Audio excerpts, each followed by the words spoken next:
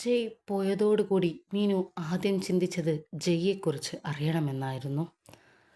താൻ ഒരിക്കൽ മുമ്പ് കണ്ട പരിചയമുള്ള ഒരുത്തൻ. അതിനപ്പുറത്തേക്ക് ജയ്യെക്കുറിച്ച് യാതൊരു വിവരവുമില്ല. അങ്ങനെയൊരാളെ തൻ്റെ ജീവിതത്തിലേക്ക്, തൻ്റെ ഭർത്താവായിട്ട്, തൻ്റെ കുടുംബത്തിലേക്ക് കയറ്റുമ്പോൾ താൻ കുറച്ചുകൂടി ചിന്തിക്കണം. അവനെക്കുറിച്ചൊന്നറിയണം. എന്താണ് അവൻ്റെ സ്വഭാവം, എങ്ങനെയുള്ളവനാണ് എന്നുള്ള കാര്യങ്ങൾ അറിയാതെയാണ് താൻ തൻ്റെ ജീവിതത്തിലേക്ക് അവനെ ക്ഷണിക്കുന്നതെങ്കിൽ അവിടെ ചിലപ്പോൾ ഞാൻ തോറ്റുപോകും. ചിലപ്പോൾ ഞാൻ എടുത്തു വെക്കുന്നത് ഒരു തലവേദനയായിരിക്കും. അതുകൊണ്ട് ആദ്യം ജയ്യെക്കുറിച്ചൊരു അന്വേഷണം നടത്തണം. ആ അന്വേഷണത്തിന് ശേഷം മാത്രം മതി ഞാൻ എൻ്റെ വീട്ടുകാരോട് ഇക്കാര്യമൊന്ന് പറയുന്നത്. മീനുവിൻ്റെ മനസ്സിനോട് തന്നെ പറഞ്ഞു. അങ്ങനെ ചിന്തിച്ചിരിക്കുമ്പോഴാണ് മീനുവിന് മറ്റൊരു മുഖം ഓർമ്മ വന്നത്. രവി. ഇങ്ങനെയുള്ള കാര്യങ്ങൾ ചെയ്യാൻ കൃത്യമായ ഒരുത്തൻ.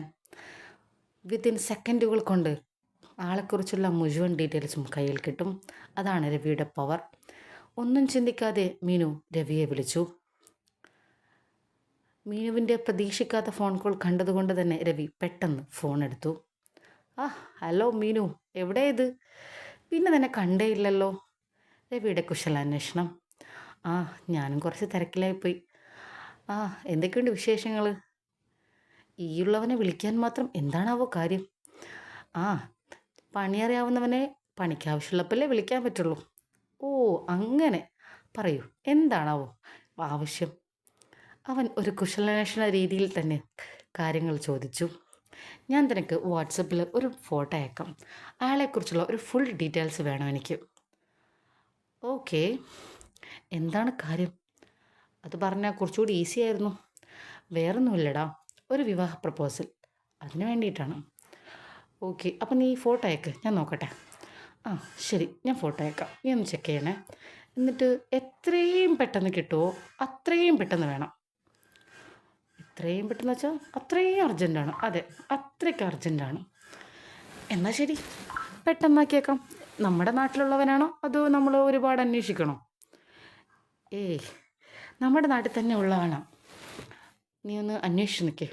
ഓക്കെ, പിന്നെ എനിക്കറിയാവുന്നൊരു ചെറിയ വിവരം നിനക്ക് ഞാൻ തരാം. ഓക്കെ, പറയൂ.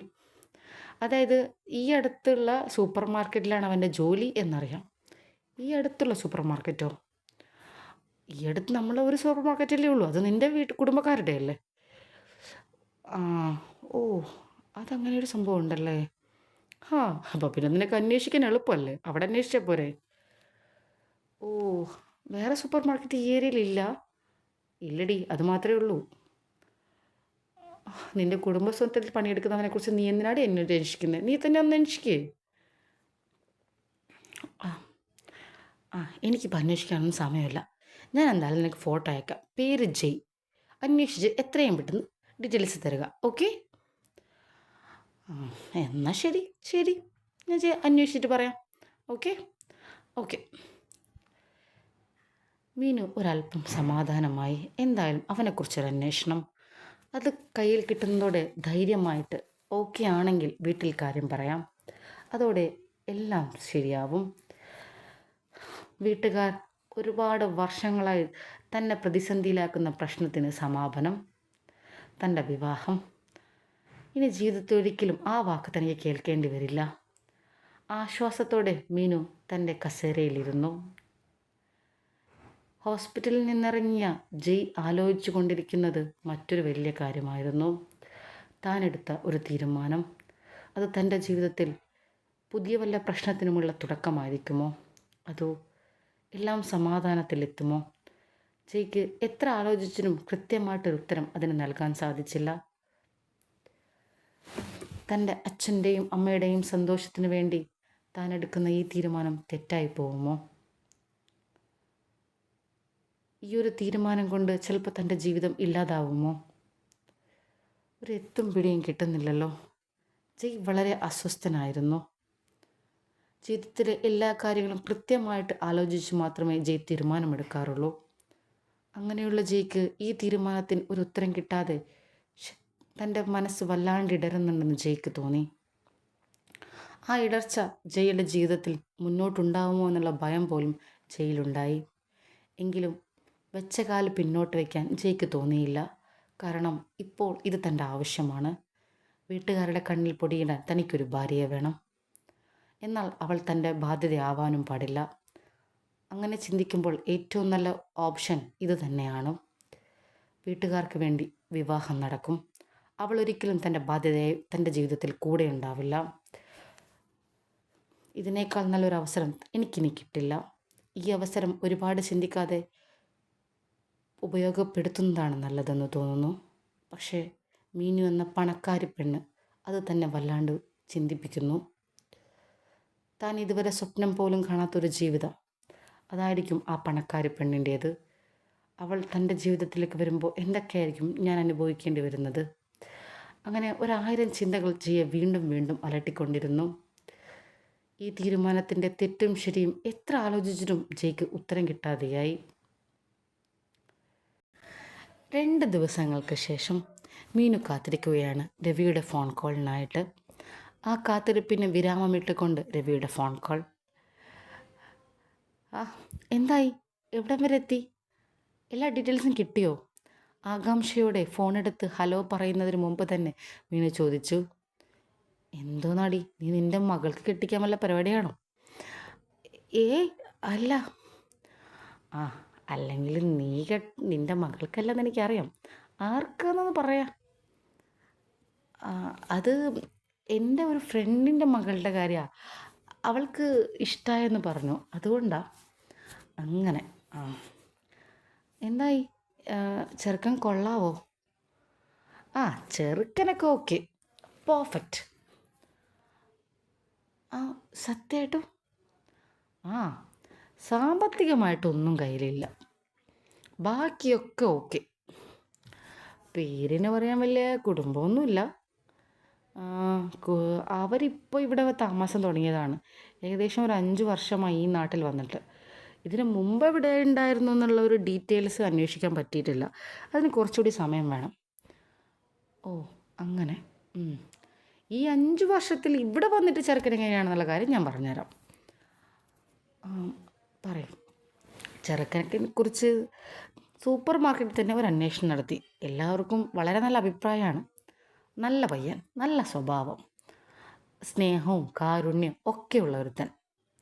പിന്നെ നല്ല പണിയെടുക്കുന്നവൻ, ഹാർഡ് വർക്കർ എന്ന് പറയാം.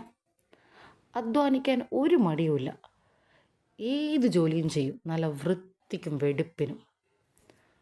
പിന്നെ ഒരല്പം സത്യസന്ധത കൂടുതലുള്ളവനാണെന്നാണ് മുതലാളിയുടെ ഒരു അഭിപ്രായം. അപ്പോൾ വിവാഹത്തിന് സ്വഭാവം കണ്ട് ചെറുക്കൻ ഓക്കെയാണ് അല്ലേ? അങ്ങനെയല്ലേ നീ പറയുന്നതിൻ്റെ അർത്ഥം? അതെ, സ്വഭാവം കൊണ്ട് ചെറുക്കൻ എല്ലാം കൊണ്ട് ഓക്കെയാണ്. പക്ഷേ സ്വഭാവം മാത്രമായാൽ വിവാഹത്തിന് നടക്കില്ലല്ലോ. വിവാഹം എന്ന് പറയുമ്പോൾ കുറച്ച് സമ്പത്തുകൂടി ആവശ്യമുള്ളതല്ലേ. അപ്പോൾ അത് ആലോചിക്കുമ്പോൾ ചെറുക്കൻ സൂപ്പർ മാർക്കറ്റിലെ ജോലി, പിന്നെ അല്ലറ ചില്ലറ പരിപാടിയൊക്കെ അവനുണ്ട്.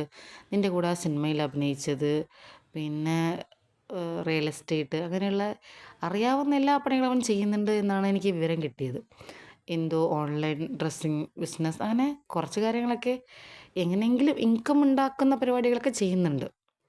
പക്ഷേ ഒരു വെൽ സെറ്റിൽഡ് ഫാമിലി ലൈഫൊന്നുമില്ല.